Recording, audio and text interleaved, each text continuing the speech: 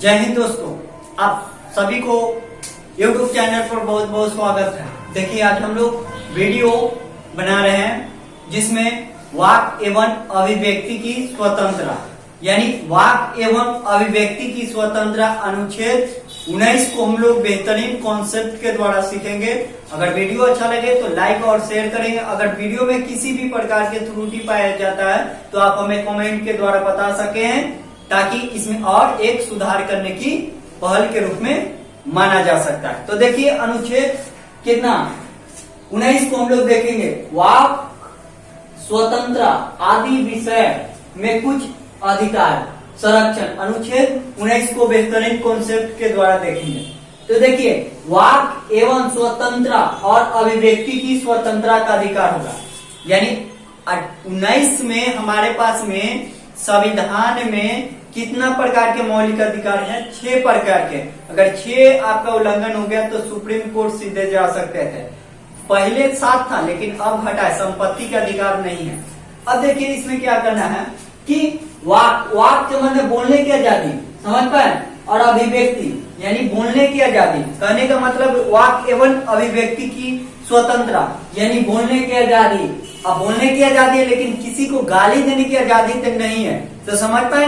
यानी वाक एवं अभिव्यक्ति की स्वतंत्रता यानी बोलने की आजादी, घूमने की आजादी है, यानी किसी को बोलना है, क्या बोलना है, स्वतंत्र है। यानी मीडिया भी क्या है, लेकिन आजकल मीडिया को कोची वाक एवं अभिव्यक्ति है, यानी बोलने की आजादी, घूमने की आजादी। अब सरकार की आलोचना कर देते हैं तो किसके अनुच्छेद से करते हैं? तो आर्टिकल फंडामेंटल अधिकार, हमें किसी भी सरकार का आलोचना कर सकते हैं, तार्किक अतार्किक दोनों भी हम कर सकते हैं। तो बोलने की आजादी अनुच्छेद 19 हमें देता है स्वतंत्र है। यानी हमें और क्या देता है इसमें कि चीजों को रिप्रेजेंट क्या है, अभिव्यक्ति स्वतंत्र। और क्या हो सकता है, जैसे शिक्षा का अधिकार, हमें और क्या होगा, प्रेस की, हम अगर किसको वोट देना चाहते नहीं, ये भी कहिए वाक एवं अभिव्यक्ति की स्वतंत्रता में आएगा।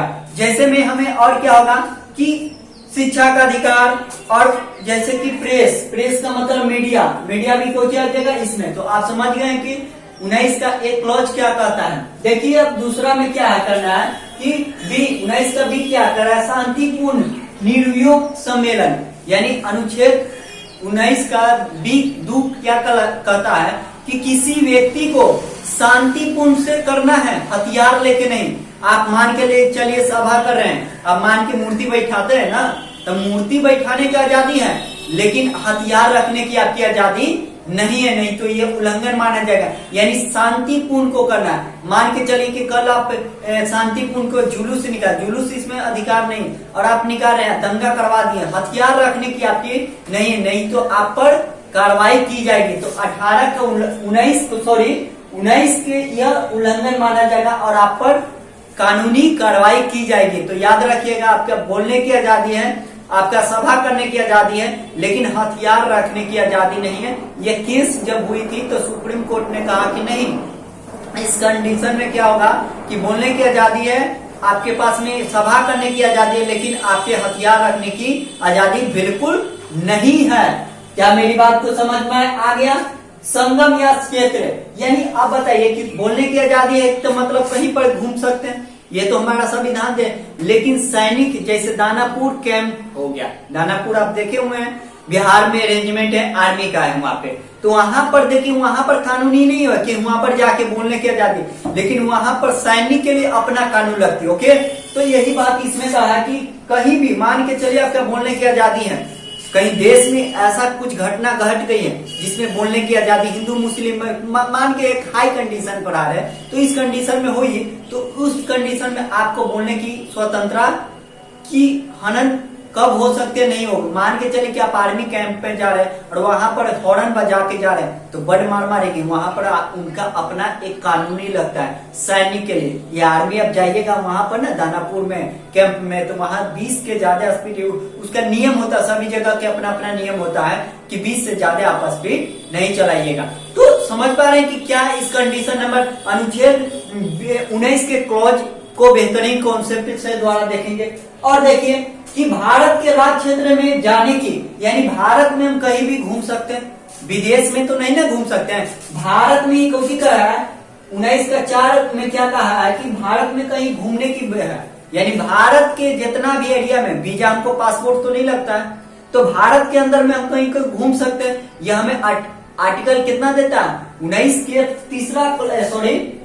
चौथा क्लॉज हमें क्या देता है, यानी घूमने की आजादी देता है। क्या देता है, घूमने की आजादी, यानी हम अपने घूम सकते हैं, जैसे जम्मू कश्मीर जाना, लेकिन भारत से बाहर जाने के लिए कौन सा अनुच्छेद से जाएंगे, आर्टिकल 8 से जाएंगे, लेकिन भारत में केवल घूम सकते हैं। ये हमारे पास में मौलिक अधिकार है, हमें घूमने की आजादी है, लेकिन गाली देने की आजादी नहीं है, किसी को मारने की आजादी नहीं है। तो आर्टिकल 18 में और अनुच्छेद विदेश में घूमने की आजादी हमें देता है। कौन देता है, आर्टिकल 8, और आर्टिकल ए भी देता है कौन, 19 का 4।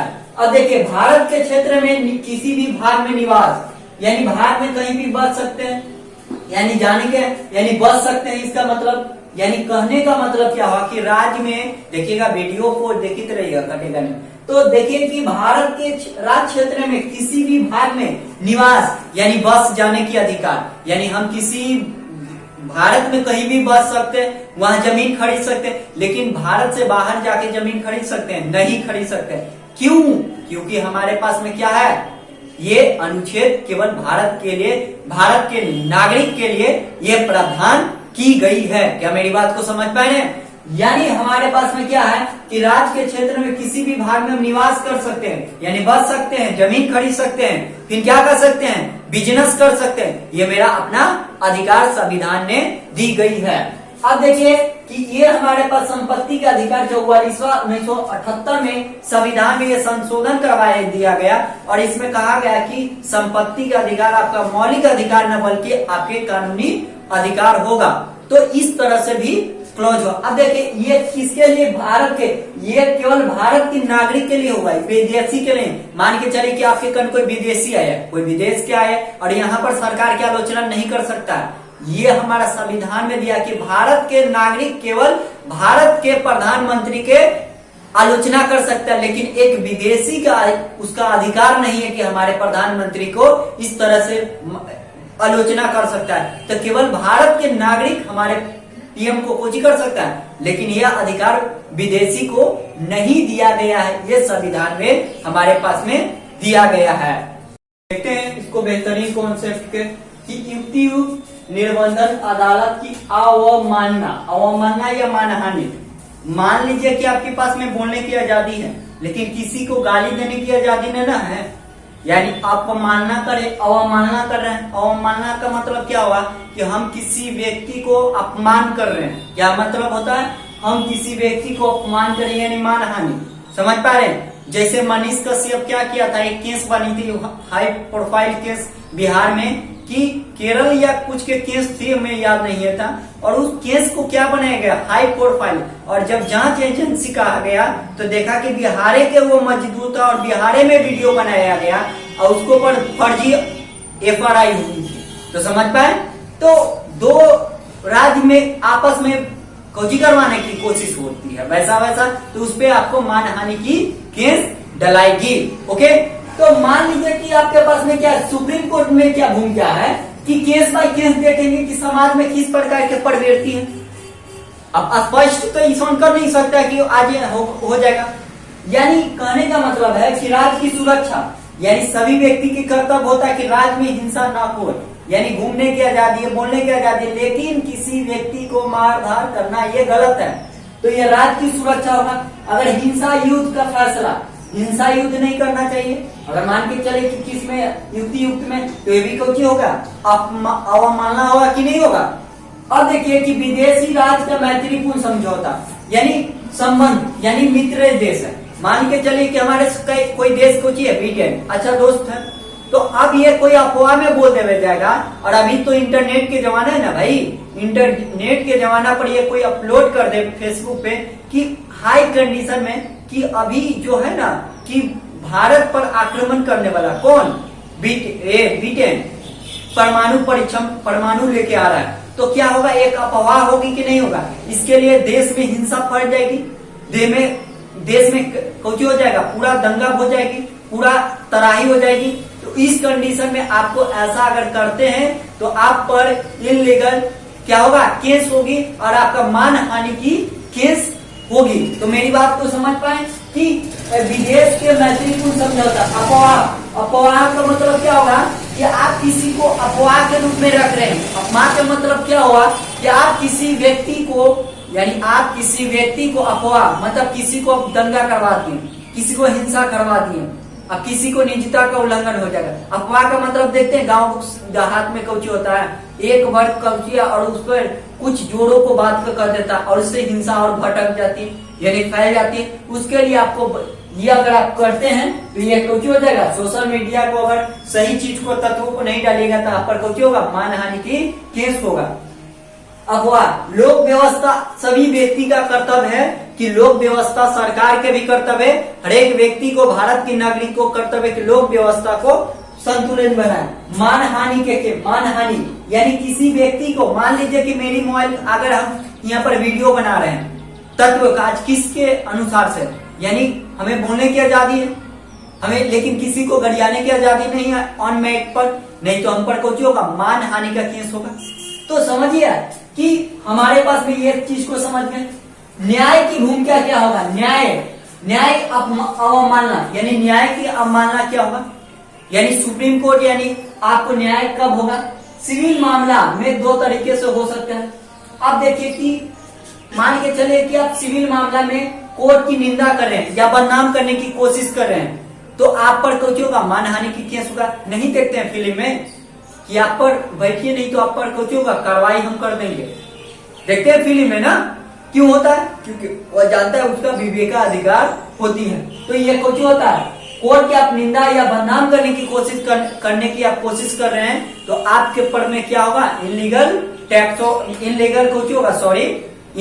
केस हो जाएगा। और ये क्या है कि कोर्ट को आप बदनाम तार्किक रूप से करिए, ना कि गरिया सके, गाली किसी को नहीं देना या किसी तरह से आपको अपमान नहीं करना चाहिए, किसी भी चीज को, नहीं तो आप पर कुछ हो जाएगा केस। और हमारे पास में देखिए न्याय शक्ति, यानी न्याय शक्ति के इतना क्यों मजबूत दिया गया है, क्योंकि अगर हमारा लोकतंत्र में सुप्रीम कोर्ट ही एक कौची है, मान के चले कि संविधान का अंग बहुत बड़ी माना जाता है, क्योंकि न्याय समीक्षा, तो स्वतंत्र न्यायपालिका लोकतंत्र की जरूरत है। क्यों जरूरत है, अगर जरूरत नहीं रहती तो मान के चले कि कोई भी जाके कुछ आरोप हो, जैसे 2 कौड़ी आप देखते हैं थाना अध्यक्ष को सांसद जाके गरिया देते हैं, तो उससे क्या होगा, लोकतंत्र। लेकिन सांसद के अधिकार है कि जाके सुप्रीम कोर्ट में बोल देवे कि हम कर, वहां पर सभी को थर थर कांप जाता है। सुप्रीम कोर्ट, हाई कोर्ट है, सुप्रीम कोर्ट तो बड़ी बात कर दी है, हाई कोर्ट में बढ़िया बढ़िया को फटकार लगाता है कौन,